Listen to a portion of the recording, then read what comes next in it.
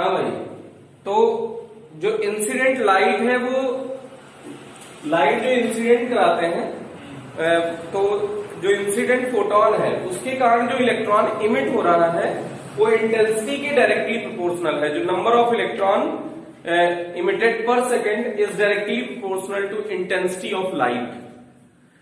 मतलब जो आपतित प्रकाश है वो उसकी तीव्रता उत्सर्जित होने वाले इलेक्ट्रॉनों की संख्या के समानुपाती होती है। अच्छा, जो फोटोन इंसिडेंट करने पर इलेक्ट्रॉन इमिट होते हैं उसको फोटो इलेक्ट्रॉन बोलते हैं। फोटोन इंसिडेंट किया और इलेक्ट्रॉन इमिट हुए उसको, फिर से सुन लीजिएगा भैया। जैसे हमने पहले लेक्चर में बताया था कि अगर टेम्परेचर से इलेक्ट्रॉन इमिट कर रहे हैं, थर्मल इमिशन कर रहे हैं इलेक्ट्रॉन का, तो उस इलेक्ट्रॉन का नाम तापीय इलेक्ट्रॉन, थर्मल इलेक्ट्रॉन। और अगर फील्ड लगा के इलेक्ट्रॉन का उत्सर्जन कर रहे हैं, वैद्युत क्षेत्र लगाकर, तो उस इलेक्ट्रॉन का नाम क्षेत्र इलेक्ट्रॉन, फील्ड इलेक्ट्रॉन। अगर आपने एक सेकेंडरी इमिशन था, द्वितीयक उत्सर्जन, इसमें क्या होता था, एक इलेक्ट्रॉन आता था, दूसरे को टक्कर मारता था, अपनी एनर्जी लॉस कर देता था और वो निकल जाता था, तो उसको सेकेंडरी इलेक्ट्रॉन बोलते थे, द्वितीयक इलेक्ट्रॉन। ठीक। और एक ये था कि जब फोटॉन आपतित करोगे और इलेक्ट्रॉन उत्सर्जित होंगे, तो ऐसे इलेक्ट्रॉन का नाम क्या है, फोटो इलेक्ट्रॉन। तो हम लोग इसको इलेक्ट्रॉन कई बार बोलेंगे, कई बार फोटो इलेक्ट्रॉन बोलेंगे, तो आप कंफ्यूज नहीं होना, मतलब इलेक्ट्रॉन ही है लेकिन ये फोटॉन डालने से निकला है, इसलिए इसको क्या कहेंगे, फोटो इलेक्ट्रॉन। तो हाल्वार्ड लेनार्ड एक्सपेरिमेंट का जो कंक्लूजन है, निष्कर्ष है, वो बता रहे हैं भैया ना। तो सुनिएगा कि आपतित होने वाले फोटोनों से जो उत्सर्जित होने वाले आपतित तरंग की तीव्रता उत्सर्जित फोटो इलेक्ट्रॉनों की संख्या के समानुपाती है। आपतित होने वाली तीव्रता उत्सर्जित होने वाले फोटो इलेक्ट्रॉनों की संख्या के समानुपाती है।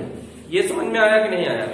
दूसरा, अगर ये आवृत्ति, अगर ये फ्रीक्वेंसी थ्रेशोल्ड फ्रीक्वेंसी से कम है, अगर ये आवृत्ति देहली आवृत्ति से कम है, तो कोई भी फोटो इलेक्ट्रॉन उत्सर्जित नहीं होगा, चाहे उसकी आवृत्ति कुछ भी हो, तीव्रता कुछ भी हो, सॉरी, चाहे उसकी तीव्रता कुछ भी हो। कोई भी इंटेंसिटी की लाइट आप ले रहे थे, याद होगा आपको, हमने ये बताया था जब विबग्योर में हमने रेड कलर जब डाला था, तो रेड कलर से इलेक्ट्रॉन इमिट नहीं हुए थे। तो अगर रेड कलर से इलेक्ट्रॉन इमिट नहीं हो रहे हैं, तो आप चाहे 5 वाट का बल्ब लगा दो, चाहे 100 वाट का, चाहे 1 लाख वाट का, इलेक्ट्रॉन इमिट नहीं होंगे। ये निष्कर्ष निकला है। तो इसको कैसे हम वही बता रहे हैं कि जो अगर इंसिडेंट फ्रिक्वेंसी लेस देन है थ्रेशोल्ड फ्रिक्वेंसी के, जो इंसिडेंट फ्रिक्वेंसी है वो लेस देन है थ्रेशोल्ड फ्रिक्वेंसी से, तो there is no emission of photo electron. Rather frequencies intensities increases enormously. मतलब अगर इंटेंसिटी को आप बहुत ज्यादा अमाउंट में बढ़ा दिए, तब भी कोई भी इलेक्ट्रॉन उत्सर्जित नहीं होंगे, इलेक्ट्रॉन वहां से सरफेस से नहीं निकलेंगे। तो फिर से, यदि आपतित प्रकाश की आवृत्ति देहली आवृत्ति से कम है, यदि आपतित प्रकाश की आवृत्ति किससे कम है, देहली आवृत्ति से कम है, तो कोई भी फोटो इलेक्ट्रॉन उत्सर्जित नहीं होंगे, चाहे तीव्रता कुछ भी हो, चाहे तीव्रता कुछ भी हो, इंटेंसिटी चाहे कितनी भी चेंज कर दें, अगर वो थ्रेशोल्ड फ्रीक्वेंसी से कम है तो इलेक्ट्रॉन इमिट नहीं होंगे। ये 2 पॉइंट समझ में आया? अगर फ्रीक्वेंसी देहली फ्रीक्वेंसी से ज्यादा है, वो थ्रेशोल्ड फ्रीक्वेंसी से ज्यादा, अगर तीव्रता आवृत्ति देहली आवृत्ति से ज्यादा है, मान लो कि ऑरेंज पे नहीं हुआ था, येलो पे हो गया था, ऐसा हमने मान लिया, उसी को समझा रहे हैं। येलो पे पहली बार इलेक्ट्रॉन निकल गए थे, तो येलो पे जैसे ही आप लाइट डालेंगे, बिना किसी टाइम गैप के इलेक्ट्रॉन निकलेंगे, उसमें कोई टाइम गैप नहीं होगा, टाइम कोई लैग नहीं करेगा। मतलब जिस टाइम पे आप जैसे ही लाइट डालेंगे, तुरंत सरफेस से इलेक्ट्रॉन निकलेंगे। ठीक। तो जैसे ही अगर फ्रीक्वेंसी थ्रेशोल्ड फ्रीक्वेंसी से ज्यादा होती है तो लाइट इंसिडेंट करते ही सरफेस से फोटो इलेक्ट्रॉन इमिट हो जाते हैं, उसमें कोई टाइम लैग नहीं होता। समझ में आया? तो यदि आपतित प्रकाश की आवृत्ति देहली आवृत्ति से अधिक है, क्या यदि आपतित प्रकाश की आवृत्ति देहली आवृत्ति से अधिक है तो बिना किसी समय अंतराल के, बिना किसी समय पश्चता के, जो टाइम लैग है उसको हिंदी में बोलते हैं समय पश्चता, बिना किसी समय पश्चता के फोटो इलेक्ट्रॉन उत्सर्जित होंगे और उसमें कोई समय अंतराल नहीं लगेगा, मतलब लाइट आपतित करने में और इलेक्ट्रॉन निकलने में कोई समय का अंतराल नहीं होगा। तो 3 कंक्लूजन निकाले हमने यहां से। पहला क्या, यदि इंसिडेंट लाइट की फ्रीक्वेंसी थ्रेशोल्ड फ्रीक्वेंसी से कम है तो कोई भी इलेक्ट्रॉन इमिट नहीं होंगे, इंटेंसिटी चाहे कुछ भी हो। यदि आपतित प्रकाश की आवृत्ति देहली आवृत्ति से कम है तो कोई भी फोटो इलेक्ट्रॉन उत्सर्जित नहीं होंगे, चाहे तीव्रता कुछ भी हो, चाहे तीव्रता कितनी भी बढ़ा दें। समझ में आ रहा है ना? सेकंड कंक्लूजन है कि जो अगर ये देहली आवृत्ति से के बराबर या उससे अधिक हो गया तो इंसिडेंट होने वाली इंटेंसिटी, जो लाइट की इंटेंसिटी है वो इमिट होने वाले number of electron, number of photo electron के डायरेक्टली प्रोपोर्शनल होगी। मतलब जितनी ज्यादा इंटेंसिटी बढ़ाओगे उतना ही ज्यादा number of photo electron emit होंगे। समझ में आया? फिर से, यदि आपतित प्रकाश की आवृत्ति देहली आवृत्ति से अधिक है तो ही कुछ हो रहा है घटना, उसके बाद की कहानी है। तो आपतित प्रकाश की तीव्रता उत्सर्जित होने वाले फोटो इलेक्ट्रॉनों की संख्या के समानुपाती है। आपतित प्रकाश की तीव्रता किसके समानुपाती है? उत्सर्जित होने वाले फोटो इलेक्ट्रॉनों की संख्या के समानुपाती है। ठीक है? Intensity of incident light is directly proportional to number of electron emitted per second from any surface। चल जाएगा? हमने ये सुनने के लिए भी कहा है ना ये चैप्टर, तो ये चैप्टर आप तैयार ही नहीं किया, मंडे को इसको पूरा सुनेंगे, जितना भी रहेगा कंप्लीट इसको सुनेंगे। तो सुनिए, अब ये तीसरा कंक्लूजन क्या था कि जब लाइट, अगर ये फ्रीक्वेंसी देहली आवृत्ति से ज्यादा है, अगर आपतित प्रकाश की आवृत्ति देहली आवृत्ति से ज्यादा है तो जैसे ही लाइट इंसिडेंट करेंगे सरफेस पे, जैसे ही प्रकाश आपतित करेंगे तुरंत ही इलेक्ट्रॉनों का उत्सर्जन प्रारंभ हो जाएगा, उसमें कोई समय पश्चता नहीं होगी। ये समझ में आया? तो ये लेनार्ड और हाल्बॉक्स ने ये निष्कर्ष निकाला। अब कैसे ये तरंग सिद्धांत को फेल करता है उसकी चर्चा है। पहले तो निष्कर्ष समझ लेते हैं, फिर ये तरंग सिद्धांत का फेल्योर कैसे हुआ उसको बताते हैं। ठीक भाई?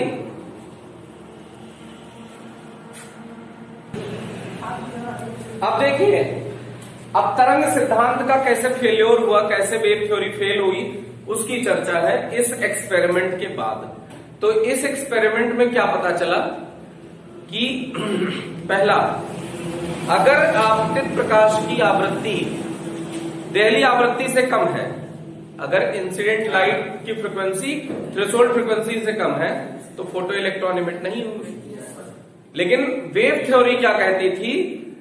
Intensity is directly proportional to energy, intensity is directly proportional to energy, amplitude का square, directly proportional to amplitude का स्क्वायर और डायरेक्टली प्रोपोर्शनल टू एनर्जी। तो आपतित प्रकाश की तीव्रता उसकी ऊर्जा के समानुपाती है, एनर्जी के समानुपाती है। और इलेक्ट्रॉन को इमिट होने के लिए चाहिए क्या? एनर्जी तो चाहिए, सही बात है। तो अगर वेव थ्योरी के अकॉर्डिंग, अगर जैसे मान लो कि इलेक्ट्रॉन इमिट नहीं हुए तो लगातार इलेक्ट्रॉन अगर लगातार फोटोन भेजते जाएंगे, वो भेजते जाएंगे, इंटेंसिटी बढ़ाते जाएंगे, तो इलेक्ट्रॉन इमिट होने चाहिए थे, इलेक्ट्रॉन उत्सर्जित होने चाहिए थे। लेकिन जो तथ्य है वो इसके विपरीत मिला, जो एक्सपेरिमेंट का रिजल्ट है वो इसके अपोजिट, कि अगर वो फ्रीक्वेंसी थ्रेशोल्ड फ्रीक्वेंसी से कम है तो इलेक्ट्रॉन इमिट नहीं होंगे, चाहे इंटेंसिटी कितनी भी बढ़ाओ। जबकि वेव थ्योरी क्या कहती थी, इंटेंसिटी एनर्जी के डायरेक्टली प्रोपोर्शनल है। तो जैसे जैसे इंटेंसिटी बढ़ाते जाएंगे बढ़ाते जाएंगे बढ़ाते जाएंगे बढ़ाते जाएंगे, कभी ना कभी तो उसकी एनर्जी सफिशियंट मिल जाएगी इलेक्ट्रॉन को ना। जितनी आवश्यक ऊर्जा है सतह से निकलने के लिए, अगर उतनी मिल गई तो तीव्रता बढ़ाने से इलेक्ट्रॉन उत्सर्जित होने थे ना। अगर तीव्रता ऊर्जा के समानुपाती है, जो इंटेंसिटी है वो एनर्जी के डायरेक्टली प्रोपोर्शनल है, तो जब इंटेंसिटी बढ़ाओगे तो ऊर्जा बढ़ेगी उसके अकॉर्डिंग, वेव थ्योरी के अकॉर्डिंग। तो इंटेंसिटी बढ़ाएंगे एनर्जी बढ़ेगी, तो इसका मतलब क्या है बताओ, कि कभी ना कभी तो इंटेंसिटी बढ़ाते बढ़ाते एक ऐसी सिचुएशन आनी चाहिए थी जहां से इलेक्ट्रॉन इमिट होना शुरू हो जाए, लेकिन ऐसा होता नहीं है। प्रेक्षित तथ्य इसके विपरीत है। फिर से, यदि आपतित प्रकाश की तीव्रता तरंग सिद्धांत के अनुसार आपतित प्रकाश की तीव्रता ऊर्जा के समानुपाती होती है। किसके अनुसार? According to wave theory, the energy of intensity of light is directly proportional to energy of light. ठीक, अगर वो एनर्जी के डायरेक्टली प्रोपोर्शनल है इंटेंसिटी, तो मतलब अगर 10 वॉट से नहीं हुआ है तो 50 वॉट से होना चाहिए। चलो 50 वॉट से नहीं होगा, 100 वॉट से होना चाहिए, 100 वॉट से नहीं हुआ 1000 वॉट से होना चाहिए। लेकिन हमने देखा कि अगर इलेक्ट्रॉन इमिट नहीं हुए तो चाहे वॉट कितना भी हो, रेड कलर का ध्यान होगा आपको, चाहे कितने भी वॉट का बल्ब लगा दीजिए, इलेक्ट्रॉन इमिट नहीं होंगे। तो पहला सिद्धांत ये गलत हुआ तरंग का, कि जो इंटेंसिटी है वो एनर्जी के डायरेक्टली प्रोपोर्शनल तो नहीं है, नहीं तो कभी ना कभी इतनी तीव्रता के प्रकाश डालते डालते डालते डालते कभी ना कभी इतनी तीव्रता हो जानी चाहिए थी, इतनी ऊर्जा इलेक्ट्रॉन को मिल जानी चाहिए थी कि वो सतह से बाहर आ जाए। लेकिन जो एक्सपेरिमेंट है वो इसके अपोजिट। ये बात समझ में आई कि नहीं आई? वेव थ्योरी के अकॉर्डिंग फ्रीक्वेंसी का इस पे कोई इफेक्ट नहीं होता है, लेकिन अभी हमारे एक्सपेरिमेंट ने बताया कि फ्रीक्वेंसी अगर चेंज करते चले जाएंगे और वो थ्रेशोल्ड फ्रीक्वेंसी से अधिक हो गया तो इलेक्ट्रॉन निकलेंगे। लेकिन वेव थ्योरी क्या कहती है, फ्रीक्वेंसी का कोई इफेक्ट नहीं होता इस पे, इलेक्ट्रॉन के इमिशन पर फ्रीक्वेंसी का कोई इफेक्ट नहीं होता। आवृत्ति का इलेक्ट्रॉनों के उत्सर्जन पर कोई प्रभाव नहीं पड़ता, लेकिन हमने देखा आवृत्ति का ही प्रभाव पड़ता है। एक निश्चित न्यूनतम आवृत्ति से अधिक आवृत्ति करने पर ही इलेक्ट्रॉन उत्सर्जित होगा, उसमें तीव्रता का कोई प्रभाव नहीं है। एकदम अपोजिट दोनों लोग बात कह रहे हैं ना। तीसरा, जब लाइट इंसिडेंट होगी वेव फ्रंट के फॉर्म में, इसमें तरंगाग्र के रूप में प्रकाश चलता था, याद होगा, भूल गए? ऐसे बताए थे ना कि ऐसे ऐसे ये अगर ये आया है तो ये वेव फ्रंट है इसका, तो वेव फ्रंट के फॉर्म में लाइट आती है इसमें। कैसे आती है? तरंगाग्र के रूप में। कैसे आती है? तो इसमें ये कहा गया कि पूरा तरंगाग्र एनर्जी लेके साथ साथ आता है,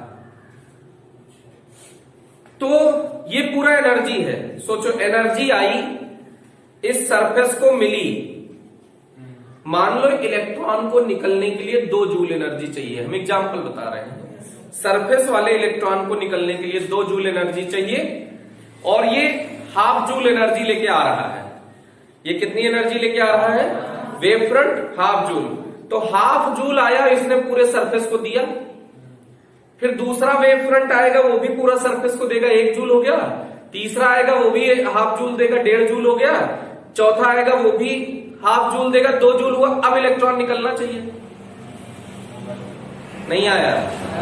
आया कि नहीं आया? कि जो तरंगाग्र है वो ऊर्जा लेकर संचरित होता है, मतलब जो वेव फ्रंट है उसके पास एनर्जी होती है और वो एनर्जी सरफेस को ट्रांसफर एक साथ करेगा। तो लेकिन अब एनर्जी जब इसकी पूरी होगी तब ये निकलेगा। तो इसका मतलब वेव फ्रंट के गिरने में और इलेक्ट्रॉन के निकलने में कुछ टाइम लैग होना चाहिए, नहीं आया? और जितने भी इलेक्ट्रॉन इमिट हो वो सब सेम एनर्जी के होने चाहिए, काहे कि आधे पे सबको नहीं मिला लेकिन सबको बराबर मिला आधा। फिर आधा और मिल गया सबको, पूरा फिर से बराबर मिला, 1 हुआ। फिर आधा और आया, फिर सबको बराबर मिला, 1.5 हुआ। फिर आधा आया, फिर सबको बराबर मिला, 2 हुआ। तो 2 एनर्जी मिली, तो सबको सेम 2-2 एनर्जी मिली ना, तो सब लोग सेम एनर्जी से इमिट होने चाहिए थे। पूरा सरफेस पे यूनिफॉर्मली डिस्ट्रीब्यूटेड होता है एनर्जी वेव फ्रंट के अकॉर्डिंग, वेव थ्योरी के अकॉर्डिंग। लेकिन हमने देखा कि एक तो इमिट हुए इलेक्ट्रॉन अलग अलग एनर्जी के हैं, और दूसरा क्या देखा कि ऐसा कुछ होता नहीं है। अगर इलेक्ट्रॉन निकलना है तो जैसे लाइट डालोगे तुरंत निकलेगा, और नहीं निकलना है तो कोई ये नहीं है कि 10 मिनट बाद निकलेगा, टाइम लैग नहीं होता। लेकिन वेव थ्योरी क्या कहती है? टाइम लैग होना चाहिए। वेव थ्योरी के अकॉर्डिंग टाइम लैग होना चाहिए ना, समय पश्चता होनी चाहिए कि जैसे ये वेव फ्रंट आ रहा है, वेव फ्रंट आ रहा है, वेव फ्रंट आ रहा है, वेव फ्रंट आ रहा है, वेव फ्रंट आ रहा है, एनर्जी सफिशिएंट हुई, अब निकला। तो वेव फ्रंट के पहले वेव फ्रंट शुरू वाला वेव फ्रंट गिरने में और इलेक्ट्रॉन निकलने में कुछ गैप होना चाहिए ना। वेव फ्रंट आया, एनर्जी दिया, अभी सबको एनर्जी मिल रही है, तो एनर्जी जब सब लोग ले लेंगे तब सतह से उत्सर्जित होंगे। तो इसका मतलब वो तरंगा करके आपतित होने में और इलेक्ट्रॉन के उत्सर्जित होने में कुछ समय पश्चता होनी चाहिए तरंग सिद्धांत के अनुसार, परंतु प्रेक्षित तथ्य तो इसके विपरीत है। एक्सपेरिमेंट इसको वायलेट करता है, एक्सपेरिमेंट इसका अपोजिशन करता है, अपोज करता है, कहता नहीं, अगर इलेक्ट्रॉन इंसिडेंट हुआ, वो फोटोन इंसिडेंट हुआ और इलेक्ट्रॉन को निकलना है तो तुरंत ही निकलेगा, और नहीं निकलना है ना तो जिंदगी में नहीं निकलेगा, चाहे जितना देर तक आप जितनी भी इंटेंसिटी की लाइट डालो। अरे समझ में आया कि नहीं आया? तो 3 वेव थ्योरी से वो लेनार्ड और हॉलबॉक्स ने 3 निष्कर्ष निकाले थे, 3 कंक्लूजन निकाले थे, और तीनों कंक्लूजन से वेव थ्योरी फेल हुई। तो इस तरह से यहां तक अभी आपने सीखा कि फेलियर ऑफ वेव थ्योरी। लेकिन कुछ लोगों को टेंशन हो रही होगी कि ये पढ़ क्यों रहे हैं। अभी हमने पार्टिकल थ्योरी पढ़ी लाइट की, अरे न्यूटन का वाला चैप्टर, पार्टिकल थ्योरी पढ़ी, वो फेल हुआ तो वेव थ्योरी आई। चलो हमने सोचा कोई बात नहीं, वेव थ्योरी पढ़ लेते हैं। अब वेव थ्योरी फेल हो गई तो ये क्यों पढ़ रहे हैं हम लोग फालतू? जो चीज फेल हो चुकी है उसको क्यों पढ़ रहे हैं ना? सही बात है ना? तो जैसे मान लो कि कल के दिन में तुम साइंटिस्ट बनते हो सपोज, और तुमने कुछ ऐसा एक्सपेरिमेंट किया कि इसका वेव नेचर दिखा दिया, और तुम पढ़े लिखे तो थे नहीं उसके पहले, तो तुम चिल्लाए कि हमने बहुत बड़ा खोज किया है, तो पता चला नहीं उसके पहले हो चुका। तो ये तुमको पता होना चाहिए कि क्या हो चुका है, क्या नहीं हुआ है, और कहानी यही नहीं खत्म होती। अभी डी ब्रोगली बाबा आएंगे। कौन से बाबा? डी ब्रोगली बाबा आएंगे तो कहेंगे लड़ने भिड़ने की कोई जरूरत नहीं है, तुम्हारा भी सही है, तुम्हारा भी सही है। जैसे 2 लोग लड़े जा रहे हैं, मान लो ये लोग इनसे लोग से लड़े जा रहे हैं, तो एक आध लोग आते नहीं है ऐसे घर भर में कि बेटा तुम भी सही कह रहे हो, तुम भी सही कह रहे हो, दोनों लोग चुपचाप बैठ जाओ, कोई दिक्कत नहीं। तो डी ब्रोगली ऐसे ही आएंगे, कहेंगे तुम्हारी वाली बात भी सही है, तो ये कहेंगे तुम इनकी गलत होगी, नहीं इनकी वाली बात भी सही है। तो अभी डी ब्रोगली आएंगे। अच्छा, इसीलिए इस चैप्टर का नाम है डुअल नेचर। डुअल नेचर का मतलब 2-2 गुण है जिसके पास। तो अभी कौन आएंगे? डी ब्रोगली बाबा। वो कहेंगे नहीं दोनों होता है, टेंशन की कोई बात नहीं है, तो आप चिंतित ना हो। जैसे कल हम वहां पढ़ा रहे थे तो कुछ लोग एकदम टेंशनाइज्ड हो गए कि अब ये सर कोई बात नहीं होती कि मतलब सब गलते हैं और सब पढ़े जा रहे हैं हम लोग, तो टेंशन ना लीजिए, गलत भी पढ़ना आना चाहिए, जिससे कि कल के दिन में तुम्हें कोई एक्सपेरिमेंट करके हवा ना बनाओ कि हमने बहुत बड़ा एक्सपेरिमेंट कर दिया। पता चला यंग डबल स्लिट एक्सपेरिमेंट बहुत बड़ा एक्सपेरिमेंट है ना, और तुम रात दिन मेहनत किए, कहीं young double slit experiment discover कर दिए, तब तुम कहां चिल्लाओगे अरे बहुत तगड़ा एक्सपेरिमेंट किए हैं, तब बाद में पता चला वो तो हो चुका था। तो अब जैसे वो चीज पढ़े रहोगे तो कम से कम उसको दोबारा नहीं आप दिखाओगे ना दुनिया को, कुछ नया दिखाओगे। अरे सही बात है कि नहीं? तो इसीलिए पढ़ना आवश्यक है। समझ में आया कि नहीं आया?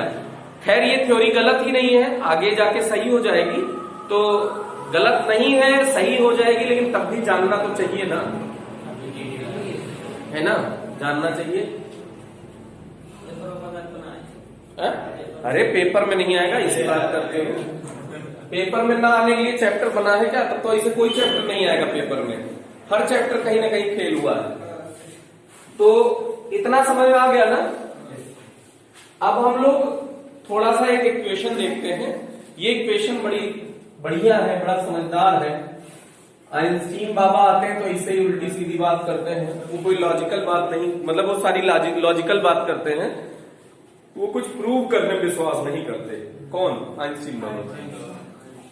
अच्छा ये बताओ, ये लाइट इंसिडेंट करे, प्रकाश आपतित किया, इस इलेक्ट्रॉन को एनर्जी मिली, मान लो लाइट 10 जूल की है। कितने जूल की लाइट आ रही है? 10 जूल। अब ये इलेक्ट्रॉन को लाइट मिली, ये इलेक्ट्रॉन सरफेस छोड़ के बाहर आया। मान लो सरफेस से निकलने के लिए 1 जूल एनर्जी चाहिए। सरफेस से निकलने के लिए कितनी जूल चाहिए? 1 जूल। तो 10 जूल मिली है, तो ये 1 जूल से तो निकलेगा, और जो 9 जूल बचेगी उसका क्या करेगा? भागेगा। ये गन, इसके पास काइनेटिक एनर्जी आ जाएगी, और वो भी काइनेटिक एनर्जी क्या होगी? मैक्सिमम। वो भी काइनेटिक एनर्जी क्या होगी? मैक्सिमम। तो जो इंसिडेंट लाइट है उसको अगर हम E से रिप्रेजेंट करें, और जो ये है, मतलब इलेक्ट्रॉन सरफेस से निकलने के लिए मिनिमम जो एनर्जी की रिक्वायरमेंट होती है उसे वर्क फंक्शन कहते हैं। सतह से इलेक्ट्रॉन को बाहर निकालने के लिए आवश्यक न्यूनतम ऊर्जा को कार्यफलन कहते हैं, कहते हैं ना, तो वर्क फंक्शन। तो ये वर्क फंक्शन है 1 जूल। वर्क फंक्शन को फाई से डिनोट कर रहे हैं हम लोग। बहुत लोग W से भी डिनोट करते हैं। किससे? W से। और हम लोग फाई से डिनोट करेंगे, एक ही बात है ना, इसमें कोई अड़ना नहीं है। हम लोग W से क्यों नहीं कर रहे हैं? जनरली हम लोग वर्क को W से बहुत बार कर चुके हैं, तो कन्फ्यूज ना हो, इसीलिए। कंडक्टिविटी सिग्मा, हाँ वो केमिस्ट्री में ये कॉपर ऐसे ना, वो एक कप्पा से कप्पा कहते हैं। अच्छा ये वाला, हाँ तो केमिस्ट्री में सब वो सिंबल उन्होंने चेंज कर लिया। जानते हैं जानते हैं। तो सुनो, तो वर्क फंक्शन को केमिस्ट्री में ही 11th में W से पढ़ा होगा, अगर 11th में पढ़े होंगे तो W से लिखते थे हम लोग, 5 नॉट से लिखने जा रहे हैं, तो इसकी कोई टेंशन नहीं है। तो जो अगर ये लाइट E एनर्जी की है, सुनो, ये लाइट E एनर्जी की है, तो यही लाइट खर्च हुई है 1 जूल वर्क फंक्शन के फॉर्म में, और 9 जूल जो इसका बचा है वो किस फॉर्म में है? काइनेटिक एनर्जी फॉर्म में। तो इसी को लैंग्वेज में आपको लिखना पड़ेगा कि ठीक है, जब E एनर्जी की लाइट को सरफेस पे इंसिडेंट करते हैं, तो सरफेस वाले इलेक्ट्रॉन को निकलने के लिए वर्क फंक्शन के फॉर्म में एनर्जी खर्च करनी पड़ती है, और जो शेष बची एनर्जी है, रिमेनिंग एनर्जी, वो किसके फॉर्म में खर्च करनी पड़ती है? काइनेटिक एनर्जी के फॉर्म में ये यूज कर लेते हैं। तो इस तरह से टोटल एनर्जी 2 फॉर्म में यूज होती है। कौन कौन से फॉर्म में? काइनेटिक, वर्क फंक्शन और काइनेटिक एनर्जी। किसके किसके फॉर्म में? वर्क फंक्शन और काइनेटिक एनर्जी के फॉर्म में। तो जो इंसिडेंट एनर्जी है, हेलो कुछ टेंशन है क्या? तो आपतित ऊर्जा 2 रूपों में खर्च होती है। कौन कौन से रूप में? एक कार्यफलन के रूप में, वर्क फंक्शन के रूप में, और दूसरी जो बची वो किसके फॉर्म में? KE मैक्स नहीं लिख रहे। KE मैक्स में आज अभी KE लिखा, कुछ दिन बाद तुम लोग KE में E कॉमन ले लोगे, है ना, होशियार हो। तो इससे बचने के लिए हम लोग इसको क्या लिख देते हैं भैया? K लिख देते हैं, जिससे कि कॉमन लेने के विचार आपके दिमाग से निकल जाए। चलेगा ना? अरे चलेगा कि नहीं? तो अब इसी के फॉर्म को यूज करके हम लोगों को पोटेंशियल का ग्राफ बनाना है फ्रीक्वेंसी के साथ, विभव का ग्राफ बनाना है आवृत्ति के साथ। किसका ग्राफ बनाना है? विभव का ग्राफ बनाना है आवृत्ति के साथ।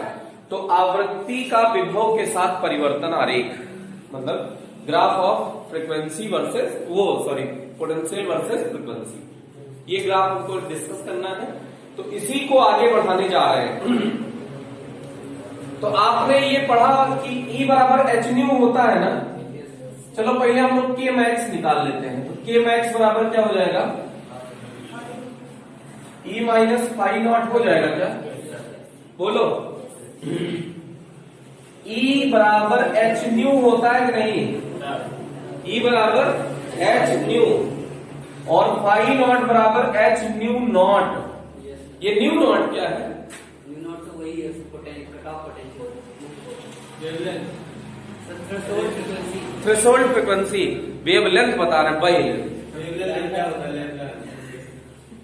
तो ये थ्रेशोल्ड फ्रीक्वेंसी है, ये इंसिडेंट लाइट की फ्रीक्वेंसी है।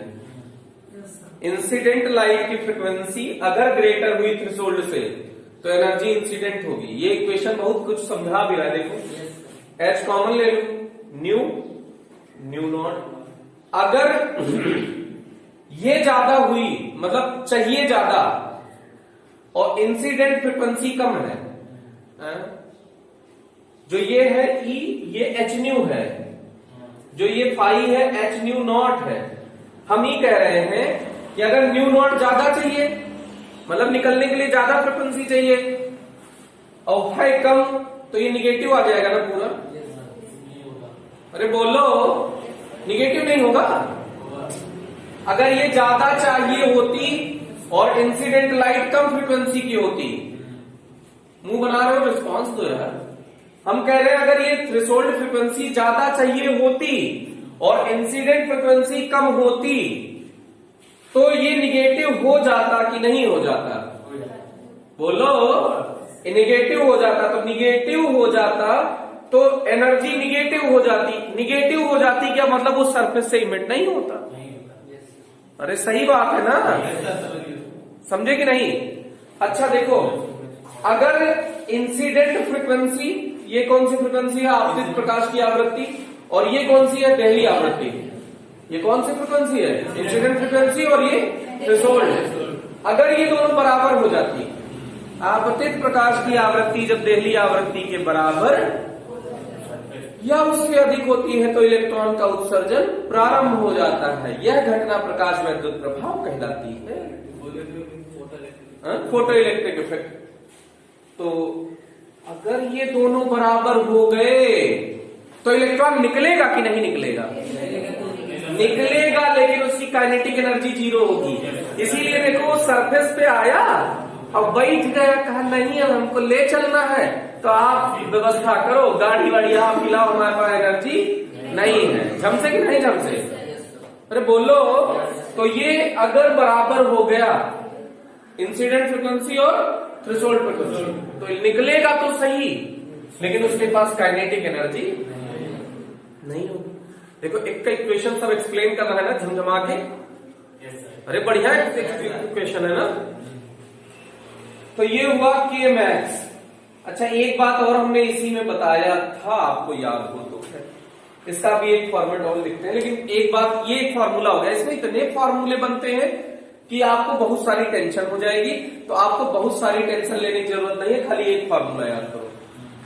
और जिस फॉर्मेट में कहेंगे तुम झमझमा के बदल नहीं देना तो कहना, तुम बदल दोगे। जिस फॉर्म में वो कहेंगे उसी फॉर्म में बदल ले जाओगे। तो ई वाली लाइन याद होनी चाहिए, मेन लाइन यही है। तो सुनो, एक बात ये भी बताए थे, देखो कल बताया था, याद करो आराम से बेटा। फिर से देखो, ये आया था। ये रोकने वाला, जब कट ऑफ पोटेंशियल इसको लगा दिए थे तो आया था काइनेटिक एनर्जी लेके,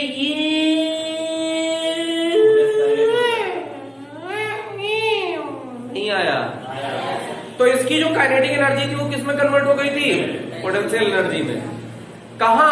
जब ये एकदम पास आ गया था तब काइनेटिक एनर्जी जितनी थी वो किस में कन्वर्ट हो गई थी? पोटेंशियल एनर्जी में। और पोटेंशियल एनर्जी से ये लौट गया। बोलो, समझ में आया? पक्की बात? तो काइनेटिक एनर्जी किस में कन्वर्ट हो जाती है? पोटेंशियल। काइनेटिक एनर्जी किस में कन्वर्ट हो जाती है? पोटेंशियल। चल जाएगा क्या? पक्की बात? अरे पक्की बात। गतिज ऊर्जा स्थितिज ऊर्जा में बदल जाएगी। काइनेटिक एनर्जी पोटेंशियल एनर्जी, इतना तो 50 बार बोल चुके हैं यार। और इतनी तो अंग्रेजी आनी भी चाहिए कि स्थितिज ऊर्जा गतिज ऊर्जा में, गतिज ऊर्जा स्थितिज ऊर्जा में। तो इसके पास गतिज ऊर्जा थी, आते आते आते आते आते धीमा होता जा रहा है ना, तो ऊर्जा किस रूप में स्टोर हो रही है? स्थितिज ऊर्जा में। और फिर यहां से स्थितिज ऊर्जा अधिकतम हो गई, फिर ये लौट गया। तो आपको बताए थे के मैक्स बराबर ईवी नॉट। के मैक्स बराबर क्या बताए थे, भूल गए? के मैक्स बराबर ईवी नॉट कल बोले हैं, बोले हैं ना? बिल्कुल ऐसा नहीं था, ई छोटा था, ये एनर्जी वाला ई नहीं था, ये इलेक्ट्रॉन वाला ई था। यस सर, नहीं हर चीज में एग्री हो। हम जो कह देते हम ये कह देते ईवी नॉट कुछ और स्टाइल बना देते कि हमने ऐसे च्यू च्यू बताया था, तो हम कह देते हाँ ऐसे ही तो बताया था। EV not H new minus new not, तो ये भी एक फॉर्मूला है। वी नॉट हमको कट ऑफ पोटेंशियल चाहिए था ना, आ गया कि नहीं आ गया फॉर्मूले में? H upon E new minus new not, ये भी आ गया कि नहीं आ गया? बोलो। इसको ऐसे भी लिख सकते, देखो ये सब फार्मूले हैं, ये भी एक फार्मूला है। V naught equals H upon E, nu equals C, वो वी बराबर न्यू लेमडा, सी बराबर न्यू लेमडा होता है ना, सी इक्वल्स न्यू लेमडा, तो न्यू इक्वल्स क्या हो जाएगा, सी अपॉन लेमडा हो जाएगा ना। Nu equal C by lambda, तो न्यू के जगह पे C upon lambda minus C upon lambda naught. ये लेमडा नॉट क्या है भैया? लेमडा नॉट क्या है? लेमडा नॉट क्या है? हाँ? क्या? देहली तरंगदैर्घ्य, बिल्कुल। लेमडा नॉट क्या है? देहली तरंगदैर्घ्य, थ्रेशोल्ड वेवलेंथ। लेमडा नॉट क्या है? Threshold wavelength. डेफिनेशन याद है कि भूल गए? भूल गए बेटा। फ्रीक्वेंसी याद है तो वेवलेंथ की उल्टी होती है। वही तो, हर चीज रोज फिर बताओ दोबारा, फिर बताओ दोबारा, फिर बताओ, तुमको कुछ याद ही नहीं रहता है। इस कहानी से क्या शिक्षा मिलती है कि घर पे बहुत जोर लगा मेहनत की जा रही है। बहुत दिन हो गया है कुछ कार्यक्रम नहीं लगा है ना, इसीलिए तुमको कोई टेंशन हो नहीं रही है। लगाते हैं कार्यक्रम, अपने आप से याद हो जाएगा। देखो मान लो रेड पे नहीं इमिट हुआ, ऑरेंज पे नहीं इमिट हुआ, येलो पे इमिट हो गया। तो पहले फ्रीक्वेंसी बताते हैं। वह न्यूनतम आवृत्ति जिससे अधिक आवृत्ति का प्रकाश आपतित करने पर प्रकाश वैद्युत प्रभाव उत्पन्न होता है। प्रकाश वैद्युत प्रभाव कह लो या सतह से इलेक्ट्रॉन उत्सर्जित होते हैं।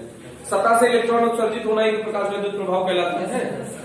That minimum frequency which is equal to threshold frequency or greater than threshold frequency, then electron emitted from the surface. This phenomena is known as, this frequency is known as threshold frequency and this phenomena is known as photoelectric effect. This phenomena is known as photoelectric effect. तो ये threshold frequency, ये incident के electron निकला, तो वह आवृत्ति या उससे अधिक आवृत्ति, इधर बढ़ोगे तो आवृत्ति बढ़ रही है कि घट रही है? फ्रीक्वेंसी। इधर जाएंगे तो इंक्रीज होगी, फ्रीक्वेंसी इंक्रीज हो रही है। तो येलो पे अगर हो रहा है तो ग्रीन पे होगा कि नहीं होगा? जरूर होगा। ब्लू पे पक्का होगा, इंडिगो पे और होगा, वायलेट पे खूब जोरदार होगा। सही बात है। तो इधर से इधर जाने पे फ्रीक्वेंसी बढ़ रही है, तो अगर फ्रीक्वेंसी बढ़ रही है तो फोटो इलेक्ट्रिक इफेक्ट जरूर होगा। तो यही हम बता रहे हैं। अब अगर वेवलेंथ के फॉर्म में बात करें तो देखो, अगर वह न्यूनतम आवृत्ति, तो न्यूनतम आवृत्ति की बजाय अधिकतम तरंगदैर्घ्य बोलोगे ना, मैक्सिमम वेवलेंथ बोलना पड़ेगा ना। आवृत्ति और तरंगदैर्घ्य एक दूसरे के अपोजिट है ना, तो जब आवृत्ति न्यूनतम है तो तरंगदैर्घ्य कैसा है? अधिकतम। तो वह अधिकतम तरंगदैर्घ्य,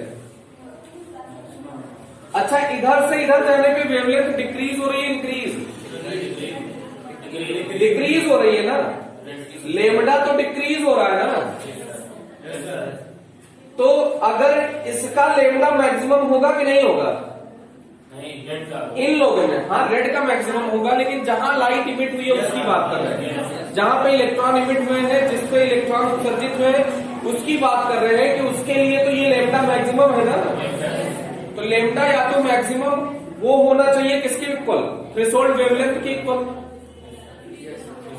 तरंग दैर्घ्य किसके इक्वल होना चाहिए, तरंग दैर्घ्य किसके बराबर होना चाहिए, देहली तरंग दैर्घ्य के बराबर, या फिर उससे कम या उससे ज्यादा। इधर आ रहे हैं तो तरंग दैर्घ्य बढ़ रही है घट रही है, बैल बढ़ रही है घट रही है। तो वो मैक्सिमम वेवलेंथ जिससे उधर जाना है दोनों वेवलेंथ के रूप में, कम या ज्यादा, जिससे कम वेवलेंथ का लाइट इंसिडेंट करे तो इमिट हो फोटोन। नहीं आया, उड़ गया। हमने कहा आवृत्ति के रूप में, देखो नीचे बोलते हैं आवृत्ति इधर से इधर जाने बढ़ रही है, लेमडा इधर से इधर जाने डिक्रीज हो रहा है। तो आवृत्ति बोलनी है तो नीचे वाला डेफिनेशन यूज करेंगे। देखो इन सब में रेड और ऑरेंज को हटा दो, तो इन सब में सबसे मिनिमम फ्रीक्वेंसी किसकी होगी, येलो की कि वायलेट की, येलो की। तो वह न्यूनतम आवृत्ति, दैट मिनिमम फ्रीक्वेंसी, और ग्रेटर देन दिस फ्रीक्वेंसी, वह न्यूनतम आवृत्ति या उससे अधिक आवृत्ति, वह न्यूनतम आवृत्ति या उससे अधिक आवृत्ति का प्रकाश आपतित करने पर प्रकाश विद्युत प्रभाव उत्पन्न होता है। उस न्यूनतम आवृत्ति को देहली आवृत्ति कहते हैं। दैट मिनिमम फ्रीक्वेंसी और greater than that minimum frequency at which the photo electron emission is started, this minimum frequency is known as threshold frequency. इसी को कहेंगे थ्रेशोल्ड फ्रीक्वेंसी। अगर इसने लाइट इमिट किया है तो फिर से हिंदी में सुन लो, वह न्यूनतम आवृत्ति जिससे अधिक आवृत्ति का प्रकाश आपतित करने पर प्रकाश वैद्युत प्रभाव उत्पन्न होता है। प्रकाश वैद्युत प्रभाव क्या है, सतह से इलेक्ट्रॉन निकलना शुरू हो गए तो उसी प्रभाव को क्या कहते हैं, प्रकाश वैद्युत प्रभाव। तो वह न्यूनतम आवृत्ति जिससे अधिक आवृत्ति पर प्रकाश वैद्युत प्रभाव उत्पन्न होता है, उस न्यूनतम आवृत्ति को देहली आवृत्ति कहते हैं।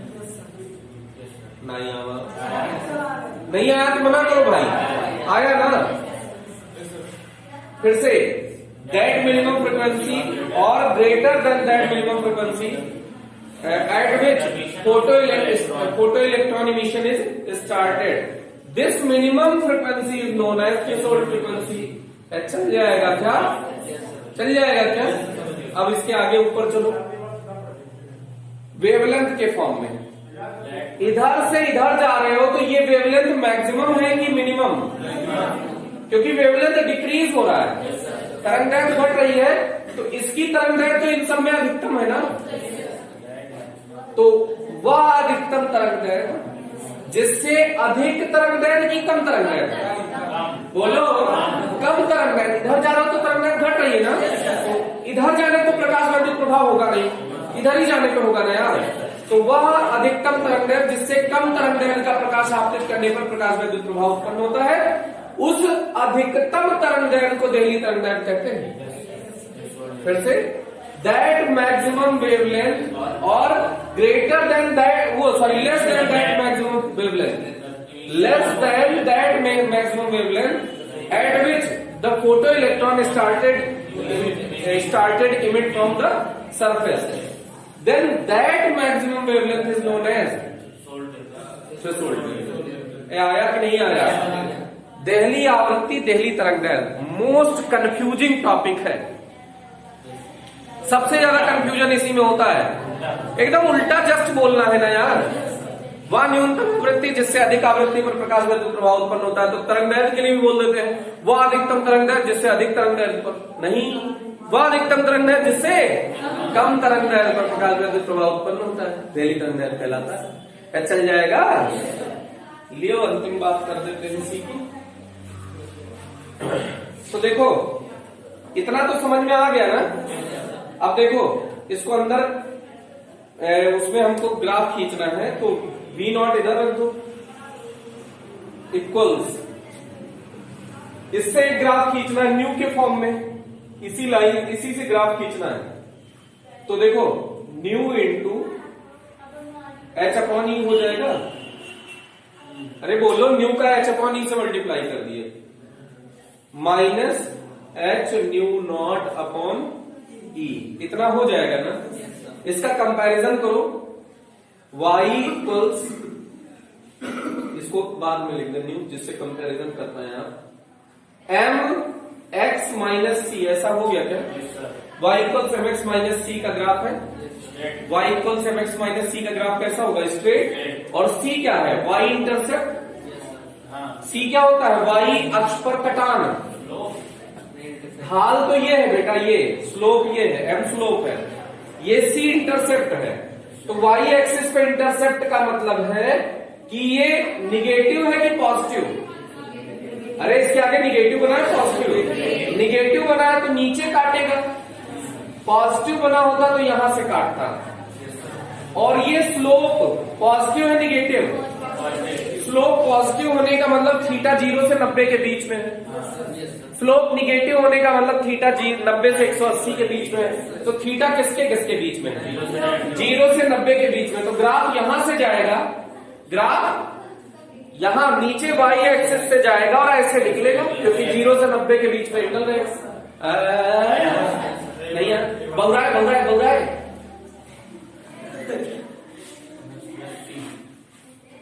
इसका ग्राफ बनाना है, x इक्वल 0 रखो, y की वैल्यू मिल जाएगी एक। बोलो कितना आ जाएगा? x के प्लेस पे 0 रखो तो y इक्वल माइनस सी आ गया। अरे आया नहीं आया?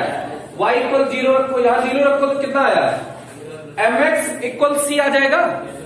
x इक्वल कितना आ जाएगा? अरे बोलो,